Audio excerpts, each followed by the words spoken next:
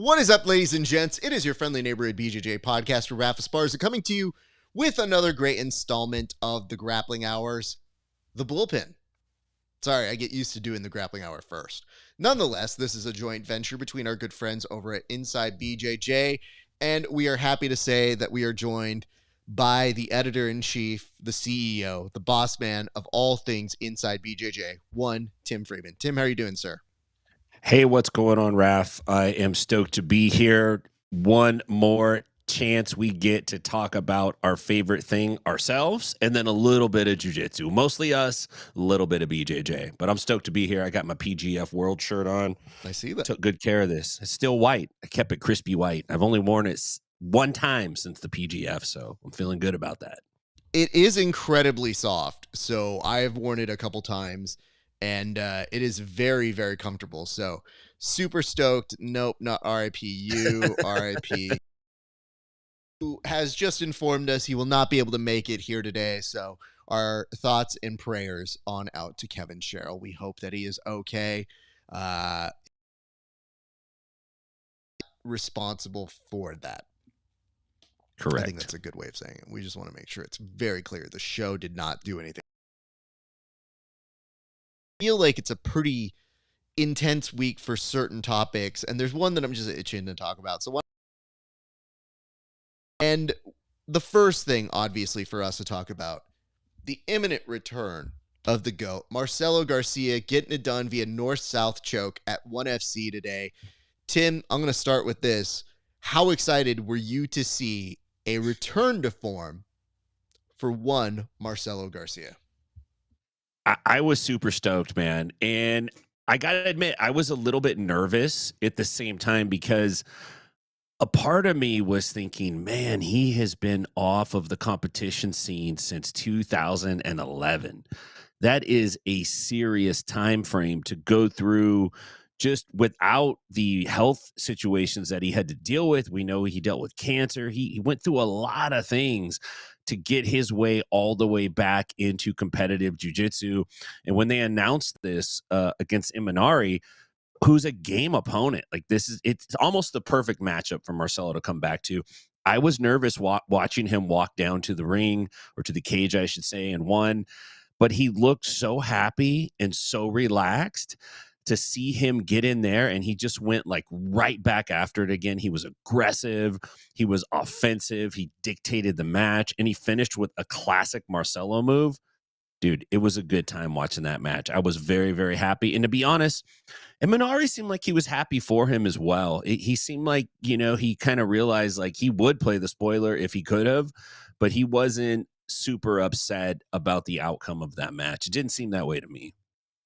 It's also a very awkward spot for him to be like, all right, Marcelo, you beat cancer. Also beating you, Imanari. Like, I don't know what to do with this, so it really doesn't put him in the best of lights. And yet, we were so worried about who the opponent was going to be, because if you follow other sports, and we were talking a little bit about this off air, you get the Paul brothers picking on Mike Tyson.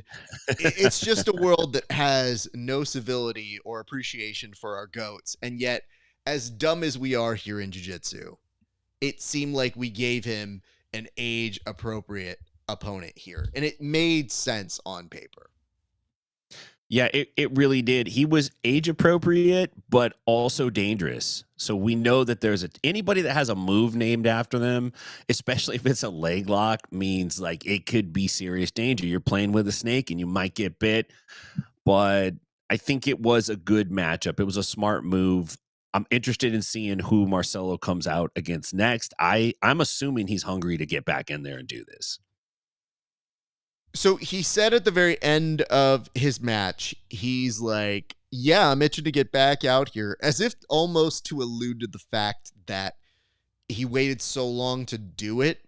And there was an additional thing that was kind of adorable about it, where they had mentioned that it was the first time he really got to compete in front of his kids.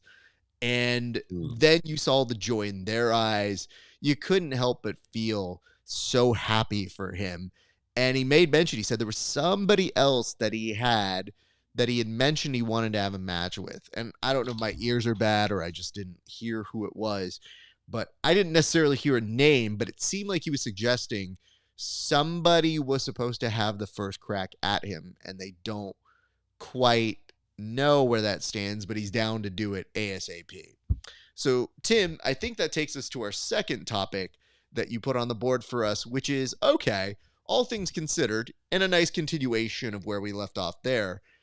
If we're playing fantasy booking here, who are we booking these people with next? Who are we booking Imanari with? And who, if anybody, do we think might have been the person that Marcelo was alluding to here? And I'll go ahead and put some time on the clock for you, and you can start us off here, Tim.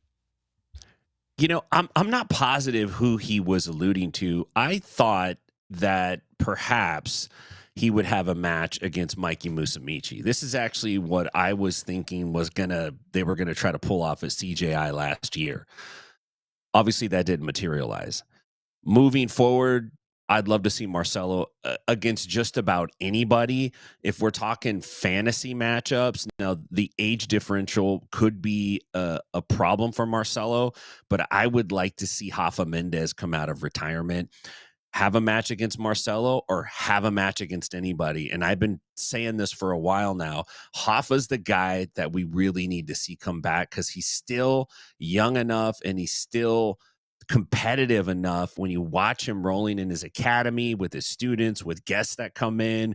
And, you know, by the way, his students are high level guys. They're winning worlds. They're winning all these super fights. They're out there. They're really great at jiu-jitsu. I just think he's the guy that could really come back and do it. Outside of that, I do have another fantasy matchup that I have two that I would like to see. One, I want to see this in the MMA format. I want to see Buchecha and Rodolfo Vieira run it back with MMA rules and see who wins this match. These guys had epic matches in the gi. I know not everybody likes the pajama fighting, but man, they sure were entertaining a few years back when they were running that out last decade. I'd like to see these guys put the gloves on, throw the mouthpieces in, get in the cage, and start punching, and then really see who the better jiu-jitsu fighter is. On top of that, my last fantasy matchup, Raf, and you may shake your head in disgust, but we're talking fantasy matches. I'm talking special resurrection match. I want to settle it. Michael Jackson versus Prince. Prince can dance. Michael can dance. Prince can sing. Michael can sing. Prince can almost ride a motorcycle. His feet almost touch the pedals. But can he defend against Michael Jackson's crotch grab sidekick? I don't know if anybody can stop that. That's the matchup that I want to see, Raf. Okay, you brought this up to perhaps the foremost expert of this in the community. Let me go ahead and map this out for you. Prince versus Michael. Well, Prince played basketball, so that means he's got some stamina. He's able to move quickly, but people don't know that one of the issues that Prince had was Prince danced, and well, like, very good for him. But later in life, his knees were giving him problems. And there was a rumor, and I don't know exactly how to substantiate this because it gets into religion, so my apologies if I'm misrepresenting something here. But there was a rumor that Prince didn't want to get a operation or any kind of blood transfusion because, I guess, of his religion. And to me, I heard that rumor and I was like, I don't know what's true. All I know is Prince was one of the baddest musicians of all time. The fact that his biggest rival was Michael Jackson tells you a few things. One, Mike had a fucking video game made after him where you would spin and dance and kick. It was amazing. I stole it from my neighbor. He did this thing where we did a video game switch. And it was like him being like, here, you use this one, I'll use this one. I was like, I am not giving this back. I have Michael Jackson's Moonwalker in perpetuity now. You can keep whatever Night Adventure video game I gave you, sir. But I think the aggressiveness in which Mike would kick you would be a problem for Prince. I think that the reach goes Mike. I think that the takedowns go to Mike. I don't think it goes well for Prince. I think the consensus is that Prince might have walked all over Mike.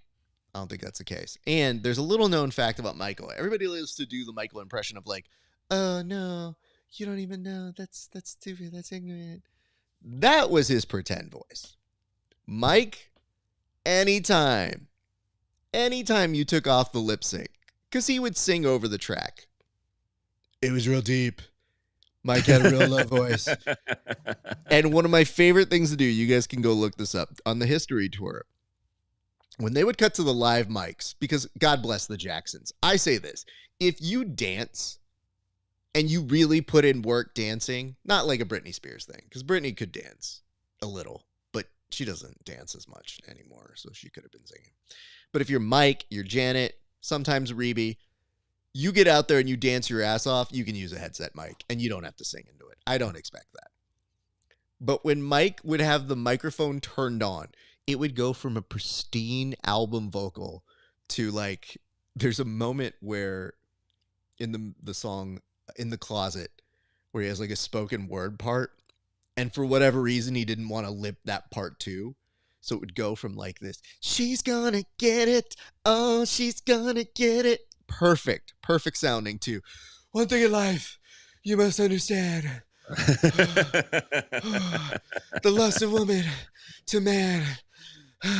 Like, it makes me laugh because it's just like, Mike, we believe you. Just lip this part too. We don't judge you, man. We understand it's not easy. So if you ever get the chance to listen to him, that deep voice, one thing in life you must understand, super long bass. And Prince had good bass too. But I see a note here. Let's go ahead and address these two things. It says, hello, fellas. With Kevin out today, Tim will definitely win court today. Great shirt. Oh, come on now. My boy Wallow's coming at me like that. With the way my experience has gone in court, I think I would lose even if I argued against a non-present Kevin. I would say this for you, Tim. I think that you experienced some hardship last week. It was rough to rewatch, but did you learn anything from it? Well, yes and no. I felt like I came out strong, right? Yeah. My cross-ex was a disaster. Totally fell apart. Didn't get my point across. I think my analogies were not well received. A couple of the sports ones were okay. But then I probably got a little bit off. And, generally my tactic is if I can't argue the point, then I attack the person. And I don't think I did enough of that with Kevin. I should have really just attacked him personally on my closing statement instead of trying to come up with a new idea on the fly. It just didn't work. So I would say there is a little bit of this for me, in that if it really does get tied all the way down when I'm flowing your arguments, aka writing them down, if it's tied all the way through, like an unbreakable tie, I will go into a separate column that just says nonsense. And if one of you is a little bit more powerful on the nonsense scale, you win. That's pretty much what it comes down to. And last week, comes in, makes this an Avengers analogy that I go, yeah, it kind of works. Is he starting to give you the argument back, which is, are we not a can work two ways? And I was like, well, let's see where this goes. And then, stuff happened. You kind of were going down with the ship, which I did appreciate. But it had gone so far from super teams for CJI that we were saying, like, do you guys ever notice that in the NBA basketballs, they do this? And, I have some issues with the NBA's all-star team. And I go, where are we going? Like, how the fuck do I clip this and say, like, Craig, have you thought of these things? Instead, I was like, Craig, do not watch this episode, if at all. The other thing he got me on was name one person you would want on your on your team from another school, right? And I was like, you're the first person I saw. So I was like, RAF? It's so amazingly hilarious that I I'm watching this happen in real time, and I go, there's nothing I can do to stop this. And I have to wait. That's the best part of that segment. I am essentially waiting for 7.5 to 8 minutes to happen before I talk again. And in that time, I just have a lot of trust in the two of you, and I don't know what's going to happen. So, good and bad. Now, Wallow, you put this up and you said Prince is the GOAT. Those two are my top GOATs. But Princess Purple Rain. No one on their right mind is seeing this man in this album. Like, nobody's touching this. Wanna be starting something. Baby Be Mine. The Girl Is Mine. Those two, whatever. But this run, Thriller, Beat It, Billie Jean. No one is ever touching that in their lifetime again. Thriller, Beat It, and Billie Jean. If Thriller was just those three songs, it would still be the greatest of all time. Then you had Human Nature, PYT, and The Lady in My Life. You're not. And I love Purple Rain. Purple Rain is like top tier for me as well. Just, you're not touching that in this lifetime. You can't do it. I'm with you, man. Let's go to our next topic, which is buzz. It appears that some buzz has been made for this incredible looking match. Tim, I'm stoked for Adele versus Fionn, and there's a lot more that's still brewing underneath, but we can maybe go into talking a little bit about the upcoming Fight Pass Invitational number 10. I'll put the camera on you. You've got some time. Yeah, so the UFC Fight Pass just announced for Fight Pass Invitational 10, their marquee matchup, which is going to be Fionn Davies against Adele Fornarino. And this could be the battle for the pound for pound best, for sure, for the females, but it might be across the board. The best pound for pound titles is up for grabs here. These two ladies have had a hell of a run in 2024. They were both undefeated in their runs. Obviously, Davies, her run actually started back in 2022. She won gold at IBJJF World. She won the ADCC World Championship. She continued similar success in 2023 with the IBJJF gi and no gi world titles. She looked fantastic at CJI too. She's just really building herself up as the best female jiu-jitsu player in the world. On the same token, Fornarino, she went undefeated in 2024. She won at ADCC. She picked up the win at Who's Number One. She's just on a run. She's been almost unstoppable. She got a nice title-winning submission over Sofia Casella. So these two ladies, like, this is coming to a head. It's pretty tough to predict, but I don't think you can bet against Fionn right now. I think Fionn, she doesn't just have her accomplishments behind her. She's got the momentum of everything she did last year in terms of like taking a stand for jiu-jitsu, letting her feelings be known about the way she thought things went down with ADCC and CJI. She put it on the line, and she's going to have all that good karma coming with her to Fight Pass 10. Either way, it's going to be a great, great matchup. I can't wait to see who the other names are that are going to headline this card and be on it. But I don't think you can bet against Fionn. My money's on Fionn. I think she's going to get the win. I think it's going to be a tough match, but at this point, you got to. Well said. And I think there's something that we probably are needing to discuss here, which is, okay, they both have been on these amazing runs. Are you the least bit surprised, though, that the people that made this happen were the Fight Pass Invitational folks? Not to say that they're incapable of doing that sort of a thing, but it really speaks well to their matchmaking and how closely they're looking at trying to figure out, to borrow from another organization's phraseology, who really is number one. Because to me, that's what this is. So when I saw this match come up, I go, oh, that was well played by them. Yeah, I think Fight Pass Invitational and UFC Fight Pass, they have an extra kind of tool in their arsenal in that everybody recognizes that branding. And most athletes, especially jiu-jitsu athletes, are gonna want to jump on those matches, and they're kind of agnostic in the jiu-jitsu religious wars.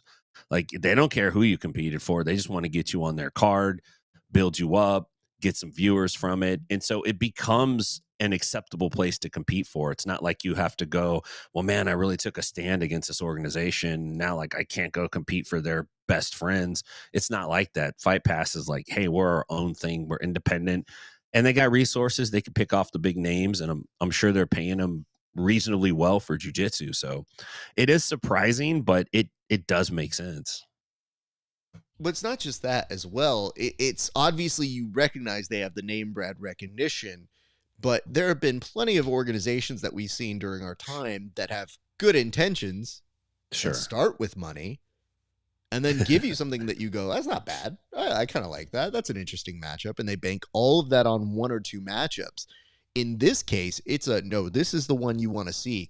And solidifying their place as a destination for female grapplers as well. Because to me, if I'm a female grappler and I'm looking for somewhere to go, paying attention, because that is the premier one you could do. And not to say that we couldn't just find or for Fionn to beat up. They said, let's not even do a 1 or 2 educational match. Let's get straight to it. And I have a huge appreciation for that. So I'm very much looking forward to seeing how it plays out. I'm intrigued to see what it's like because, and correct me if I'm wrong, is that not the headlining match of that card? Yeah, that is. That's the headlining match. So it also, to my knowledge, marks the first time the females have actually headlined a Fight Pass Invitational, which also bodes well. And more importantly, if we're talking about them taking bold stances within this next year, a very big proclamation, because we've seen a lot of women be on cards, but they don't always headline them. So big props to the UFC for making that happen. I feel like these are the right two athletes, and we'll see what comes of it, but very much looking forward to that. That is happening in March, or is this February? When is this?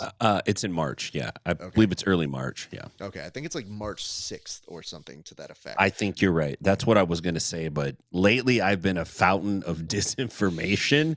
And so I'm trying to fact check myself. What kind of disinformation would you have possibly spouted specifically on a show that maybe we work on together, Tim? Yeah, and it might be the kind of information that gets cut up into a clip and shared on social media. What I did was I did not lie. I combined two facts together that really don't have a relationship with each other is what I did. So on last week's show, I had made this statement that the PGF qualifiers in Alabama that was hosted under the Enigma banner, the Enigma promotion, that the finals resulted in a DQ because one of the athletes left and then put 10th Planet in his GPS and went to the wrong gym. Now, that is true. An athlete did leave and he did get called back and he did go to the wrong gym, but it wasn't in the finals match. It was in one of the super fights. And so my apologies to Anthony Molina and the good people at PGF. The commission, he's got a real bad temper. He's going to be upset about this, but somebody did leave, which does strike me funny. And it does strike me funny that they went to the wrong 10th Planet. Seems like something I would possibly do myself. But Molina had a good win there. He actually did win, and he does deserve that berth into the PGF for season 8. So congratulations to you. Accept my apologies. Raf, I'm very sorry that you repeated this to someone else. Not just someone, the guy. I wasn't going to say that. That won. So it's not just like I went up to a hobo and spouted some disinformation. I went to the person that qualified and said, hey, I heard you won by disqualification. He's like, no. And I go, okay, well, it says disqualification here on Smooth Comp. So not only did your lie happen on this show, but it reverberated to Smooth Comp that said, well, we got to believe Tim, so we're just going to have to change the record now. So that when this poor kid's looking at me like, what are you talking about? And I'm like, I watched part of it. I thought you had a match. But what gets confusing, and now I remember, it used to be that you had to beat the person twice for the qualifiers. Yes. So when you somebody return back from the dead, and conceptually you're like, what are they doing? Are we still going? Oh my God, it's a double elimination. And then to make things even more insane, it used to be that if you saw the person, you killed them, you had to kill them twice. So it's like you're looking at this very strange way of qualifying, and it made sense at the time, but it seems that now it's a single elimination. So in my head, I was like, did I see an elimination round? Did they come back? Is this the right record? I don't know exactly what's happening. But cut to an interview that is now for everybody behind Patreon. They'll see it first. You guys will see it in about a month. But I'm asking Molina, I'm like, hey, man, so what happened at the end of that match? And he goes, what do you mean? I go, well, did you win by disqualification? Like, how did that work? And he goes, no. And I go, well, Tim told me.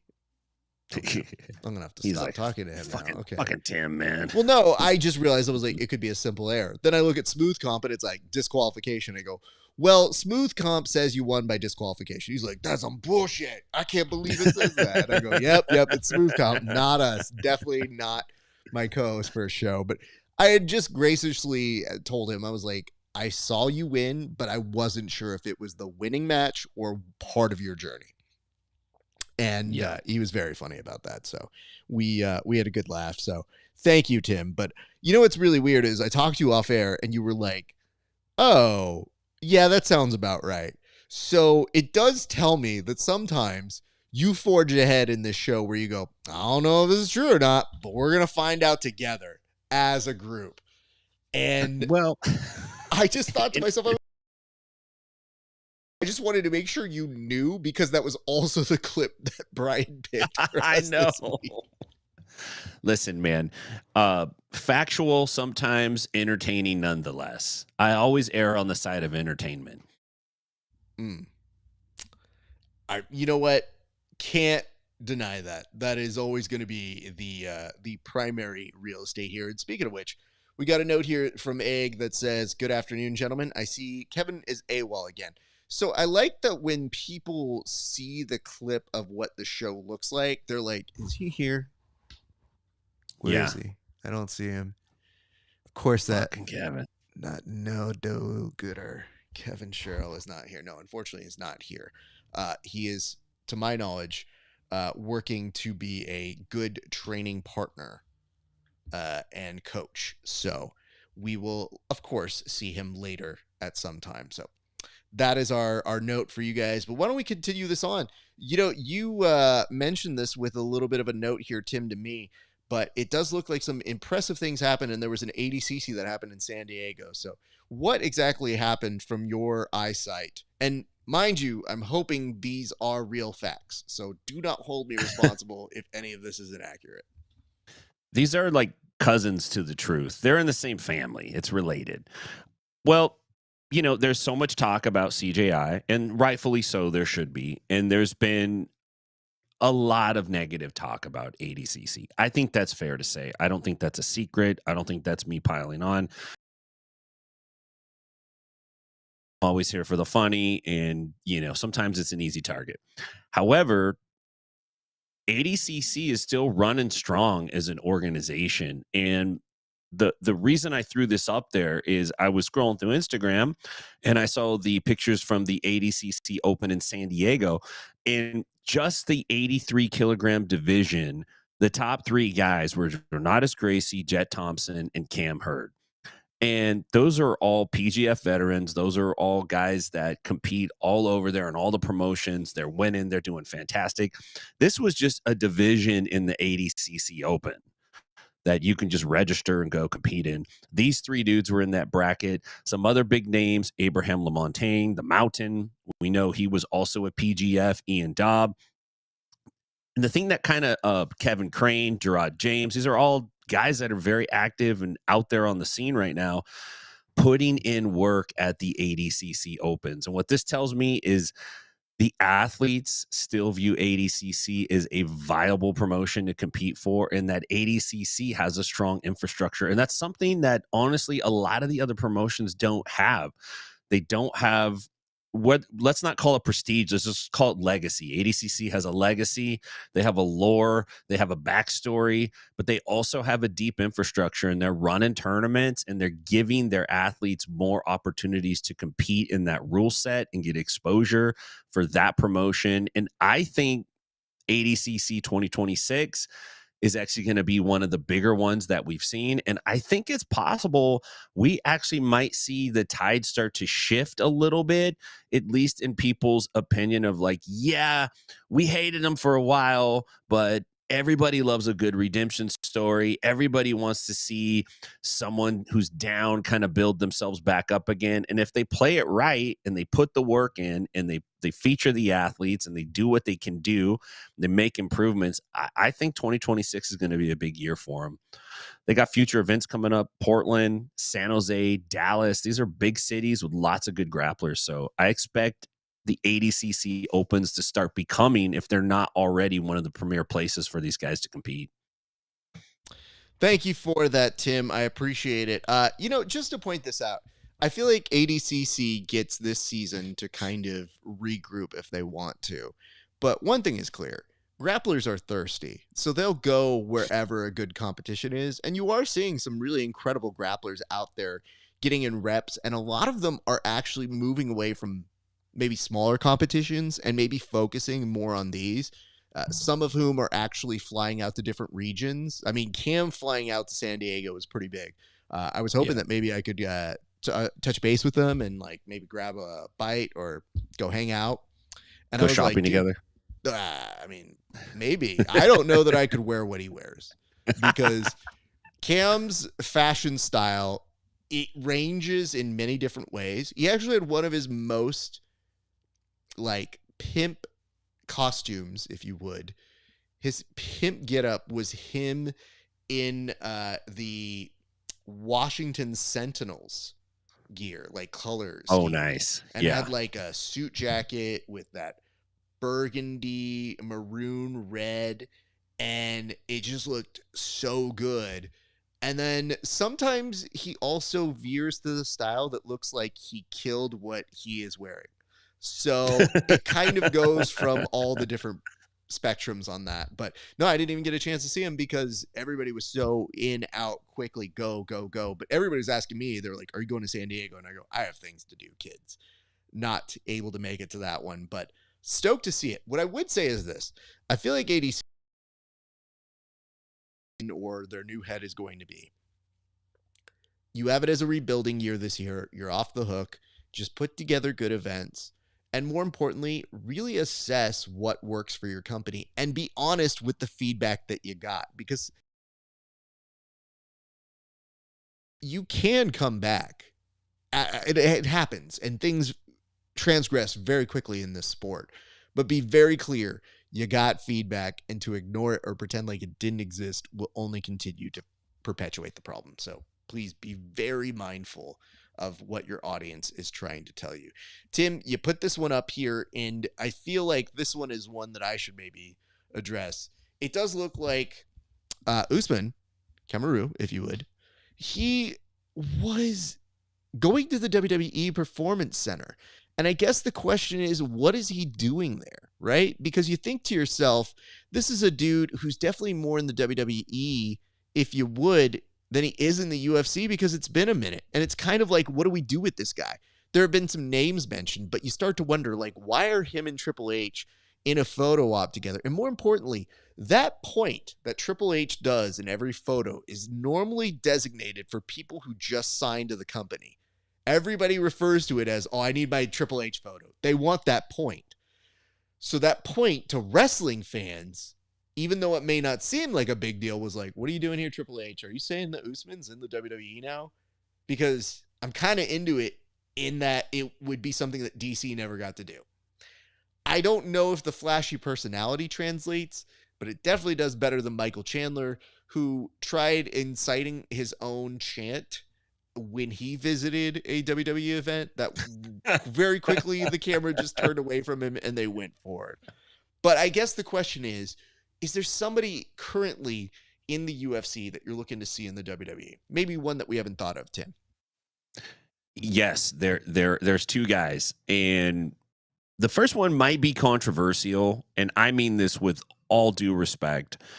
I love pro wrestling, and you have to do some things like this. You got to do it with some manner of taste, but just hear me out. I think it could work. I would like to see 100% Sean Strickland come to the UFC basically as Cousin Wyatt.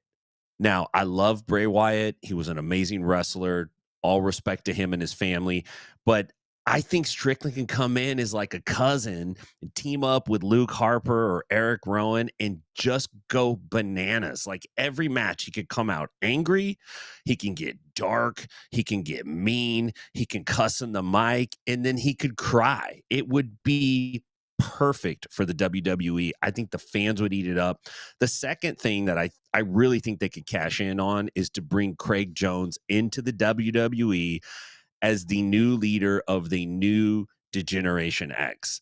You can have Gabby Garcia reprise the role of China. Nikki Ryan could be Nick Pac. You could bring in Nikki Rodriguez. He's not going to be Triple H. We know that. He'll be triple something else, but I would love to see it. I think Craig has just the right amount of charisma, and he's like got the hijinks, a little mean-spirited, but he's also lovable. I think for sure he could pull it off. Look, there's lots of tough guys, big, strong guys, big-looking, mean guys. They'll go in there and slam people around. I don't care about that. I want the personalities. I want the entertainment. Those are my two picks to see in the WWE. You know, there's one that I think you're missing. You're close, but if you're talking about the DX and the Click sort of era, I think that Nicky Rod fits the description of a Diesel or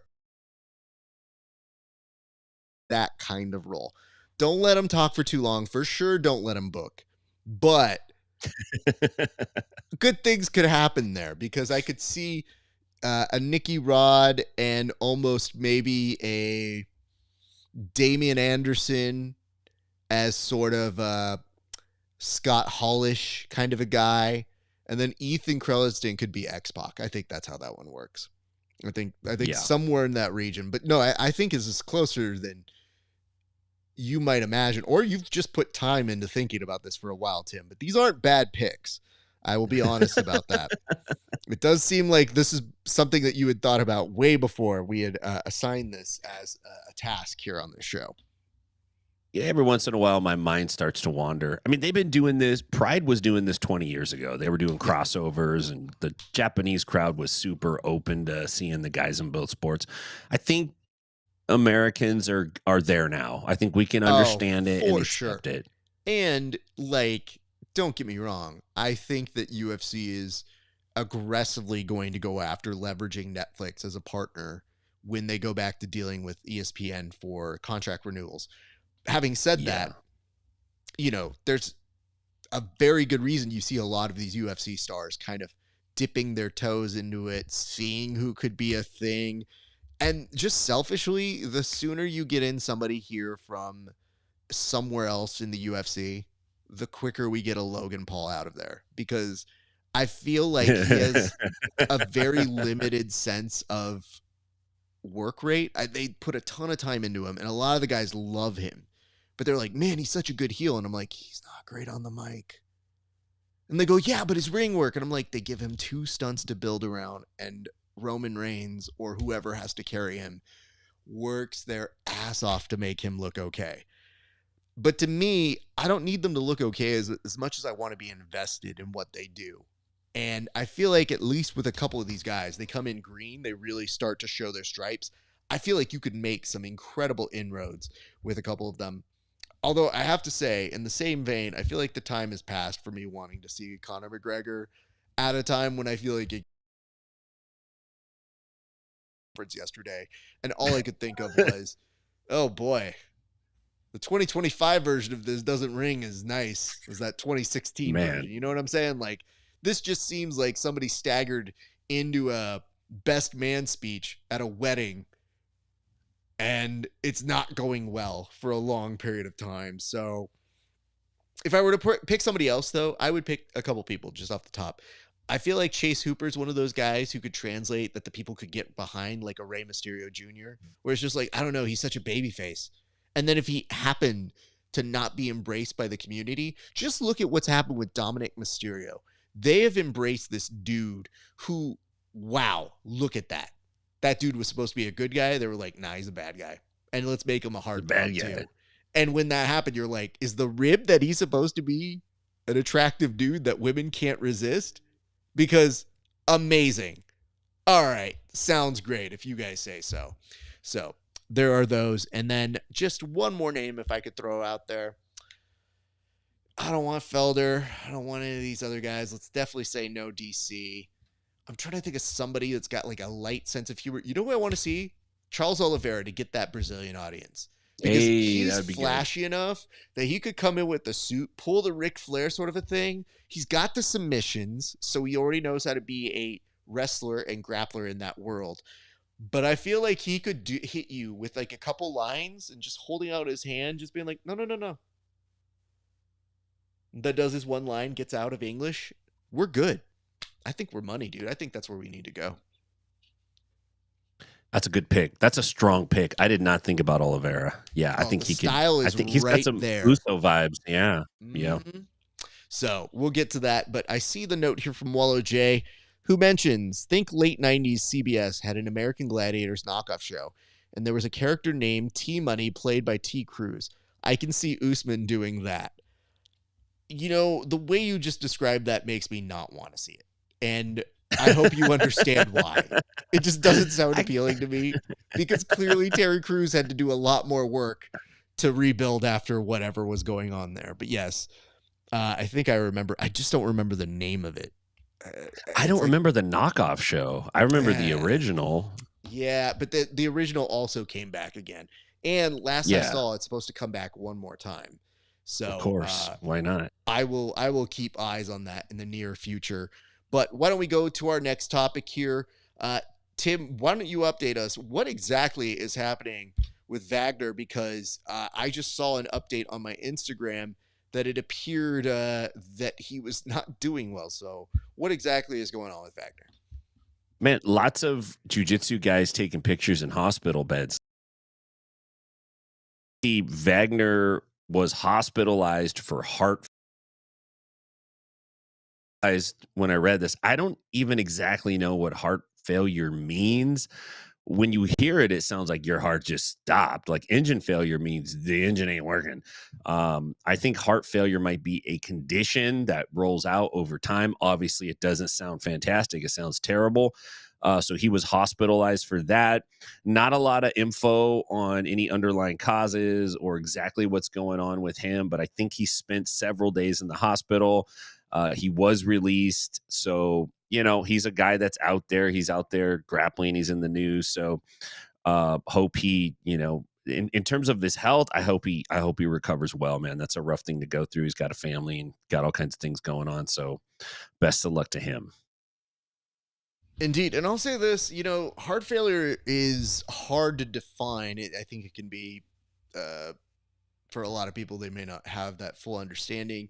There's like congestive heart failure. There's moments where it stops. They have to hit the thing. So when they said that he had some sort of heart failure, I didn't know the specifics behind it, but I know how serious it can be. So obviously it's something that you want to monitor. And I don't know what his doctors are going to tell him in terms of his competition. I feel like that could be something that might be affected by it. It's just, if you know anything about Wagner, you know, he won't be stepping away lightly. So I think it's more odds-on favorite. You'll see him find a way to compete.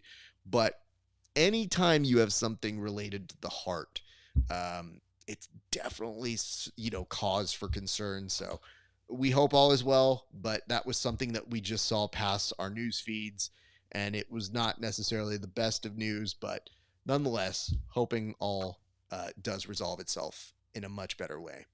Tim, we'll now go to our fight of the week. Now, what can you tell us about the fight that you picked for us this week, sir? This is a great fight and it takes place in a gym. Lately, I've been really into gym fights. It's just kind of entertaining to me that people go to the gym to exercise, to kind of blow off steam, to, everyone says like, oh, after my workout, I feel so good. I'm so peaceful. Just got all that stress out of me. These dudes go to the gym, not a fighting gym, a weightlifting gym. This looks like it's someplace in Omaha or something. And they got into a scrap. It's not a bad scrap. It's shirts versus skins. And only about a minute 20-second round, which I want you to pay attention to how tired these guys are at the end. All these dudes who think they're super tough and they can fight and just stand up and do all this stuff, and it's the 5th round of a UFC championship fight. These guys fought for 120 seconds and they were ready for the ventilator after that. But there's some strikes, there's some takedowns, there's some judo, there's some pin positions, there's some wrestle ups. This one has got a lot. Pay attention. It's one of those you probably should watch twice at least, because there's some good stuff in it. It's just, I'm sorry. You could tell it's SNL's 50th anniversary because you sound like Stefan. This fight has everything. Twinks, kinks, a little midget that doesn't know quite exactly how to get to the water fountain. Everything. Yeah. So, okay. I'm going to play it here, sir. Please walk us through it and let us know exactly what we're looking at. Okay, so we basically have vote for Pedro and Bobby Hill in a gym fight here. They're swinging. They're going to miss 4 punches. There's number 2, number 3, and then fuck it, I'm going to blast double. And now I want you to watch this nice Tayatoshi throw from Bobby Hill. He lands a couple strikes, hands down, and then steps in front and hits it, but Pedro reverses him. And he's going to mount, but he's been watching MMA. He's like, I'll just keep half guard. And he starts throwing some thunder. Now, Bobby Hill actually gets a hook in, and he uses it to wrestle up. I was very impressed. He eats a couple shots for his trouble. And right about here, they both realize how tired they are. And there's a little bit of a negotiation now between the two athletes. They're keeping tension, but this is a feeling out period. They want to just see, like, are we going to keep? Yep, we're going to keep going. Gonna keep going. Now, Bobby Hill uses a controversial tactic, but he pins dude up against the wall. The whole gym is just watching. Nobody's stepping in. They're like, let him bang. And then here comes Uncle. Look at, he's coming up through the back, and he's like, what the hell are you guys doing, man? I'm trying to get my leg extensions in, and you guys are disrupting my peace. And they're like, okay, we're out. So, first off, immaculate choice. And it definitely took you on many different journeys. Can I tell you my one concern that I have in this series? Just to begin, for like the first observation I had. When I saw the dude take his shirt off, I feel like these types of fights are the ones that expose the stomach region. Like, when you don't have a six-pack, it's fine. Not everybody has to have one. But, like, when that dude got caught in that little front headlock, the stomach is expanding in a way that I go, this is unflattering. So you really, guys, if you get the opportunity to get into a fight, I guess I'm advising you to really consider if you need to go shirts or skins. Because on this one, I don't think we would have judged Bobby Hill if he had said, I'm going to keep the shirt on for this one. Maybe he was in the moment. Maybe it was pre-pump. The only thing I need some context on here, Tim, and I don't know if you saw it in your comment section or this offhand, but do these two gentlemen know each other? Was there any connection to knowing that or not? I don't know. There was no context on, like, were they gym buddies who were going to work out together? Was the one dude on the calf raise machine too long? Did someone walk in front of someone's live stream of their set of butterfly, presses? I don't know, man. Because the reason I have this concern is you brought this up, and I might as well just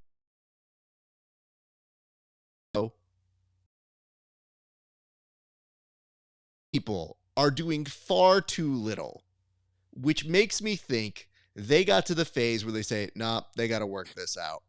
Like, they're on a football team.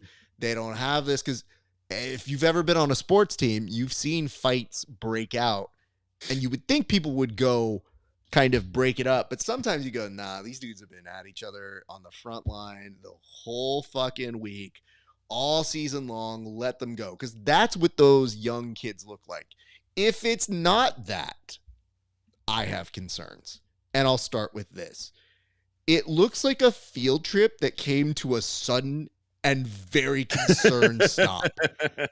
Like they're going through, they go, well, right here, we're in the middle of a fight, and everybody just like doesn't know what to do but keep their head down and maybe their phone a little bit forward. This is the concerning part. So, Tim, this is what I was talking about with the t-shirt. You got to make a choice. And here, I have to say I'm going with vote for Pedro, because most people let you wait to take off the rash guard or the t-shirt. Pedro's like, I've seen enough Power Rangers to know if I attack the Megazord before it assembles, I got a shot here.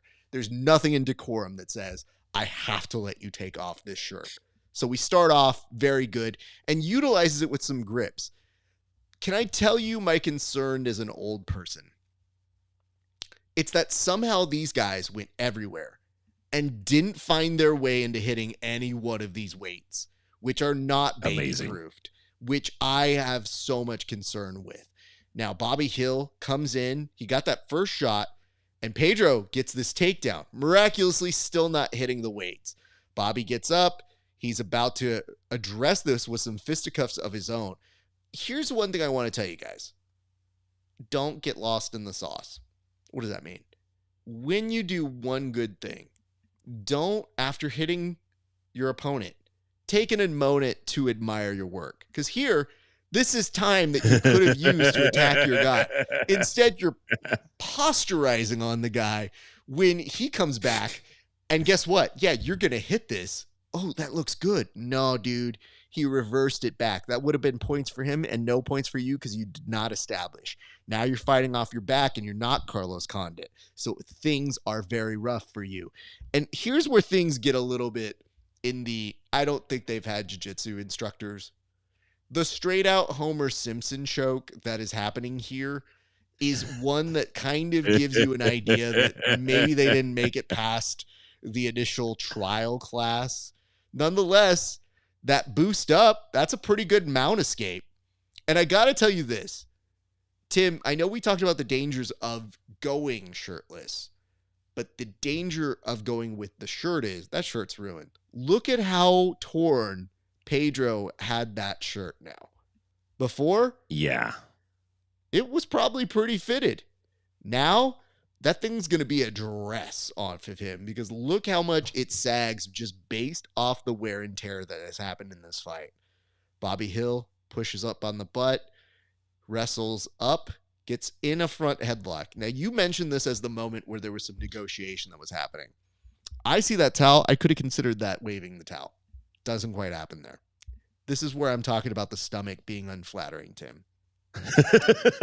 I just feel like Bobby Hill, you didn't deserve that, man. Like you were fighting valiantly. You didn't need to be made fun of for this reason. Shouldn't have had those nachos for breakfast, dog. Dude, it looks like there's a Quado inside of that stomach.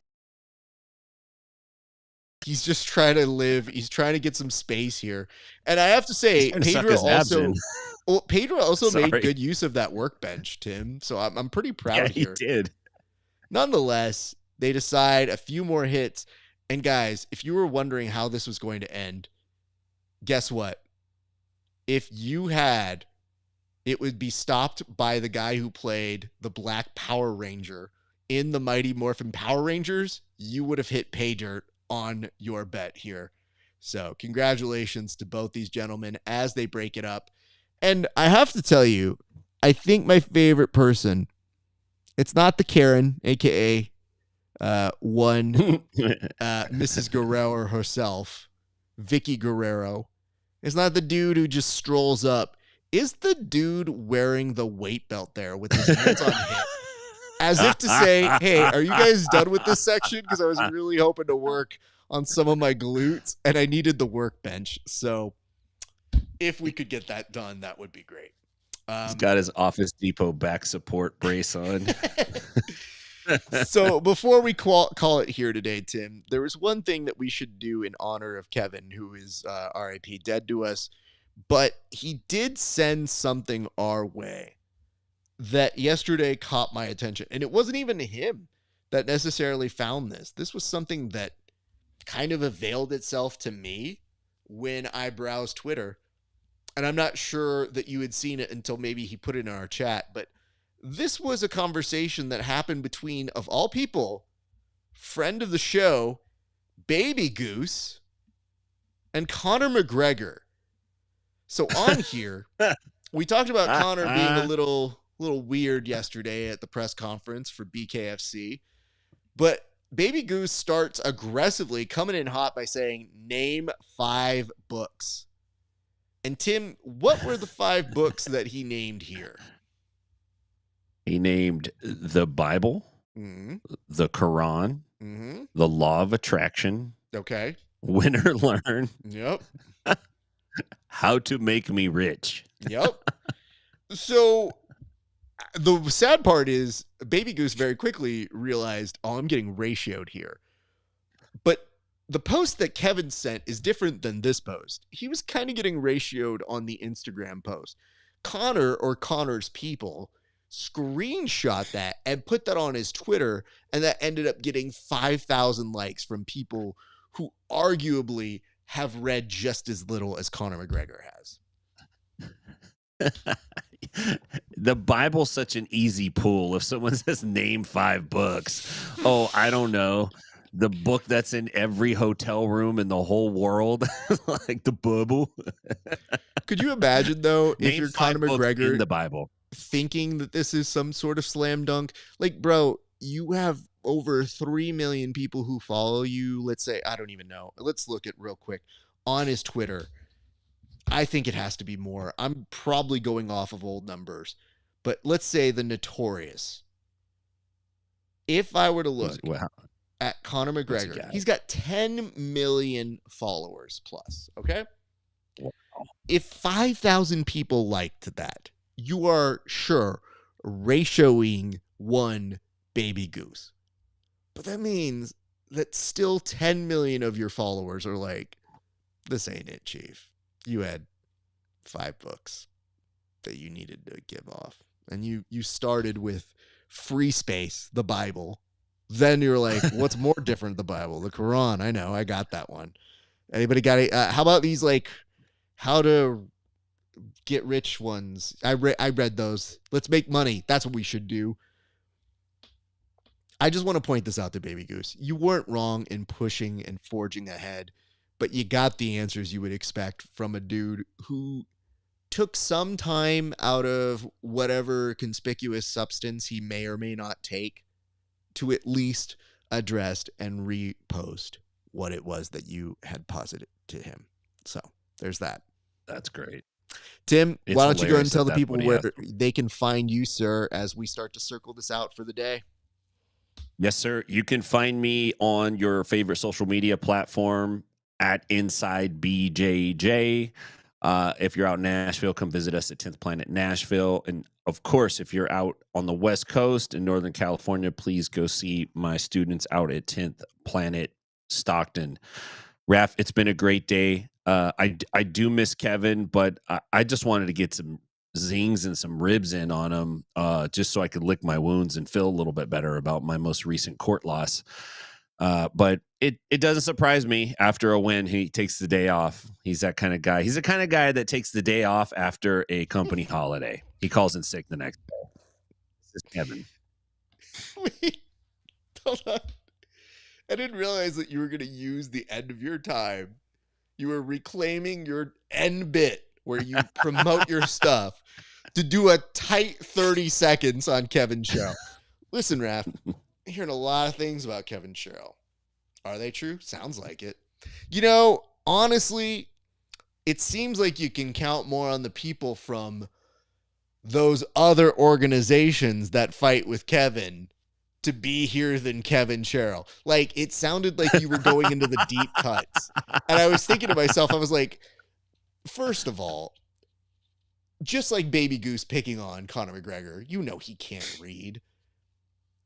you're doing this at the end of the show. You know there's no way Kevin makes it to the end of the show. There is no feasible way on an episode he's not on that he waited for your good nights to be like, let's see what he says about me. And it is true to form with him saying spa day. You know, it's going to be really an amazing sight to see here, Wallow, is when Kevin dies, it will be Kevin Spa Day Sherrill that is written on that tombstone. Anyway, the eternal spa day. The eternal spa day. Tim, get on out of here. I will see you a little bit later. I'll close this up. My thanks to you. Great work today, Thanks, sir. brother. We appreciate you for all that you do. All right, you guys, that's pretty much going to do it for us here at the Bullpen. We appreciate you for joining in. If you like what we do, go ahead and follow me over at patreon.com/grappling hour. You can also find the Grappling Hour merch over at rafesparza.com/merch. All of those sales go to help this show. So I really do appreciate you guys. Much love and appreciate. It really, really does make a difference here. You can also like, comment, and subscribe on this video if you have not done so already. It does help us out additionally. I see the like that just happened. Thank you for that. You can also find us on Twitch, Twitter, YouTube, Apple Podcasts, Spotify, all at Grappling Hour. All rate, review, wherever you see it. It does, again, make a difference. And last but not least, we appreciate you guys. We will be back here next Friday with another installment, but be good to each other. We hope that you're having a great day. It's been a great day for grappling. We'll see you back on the mats.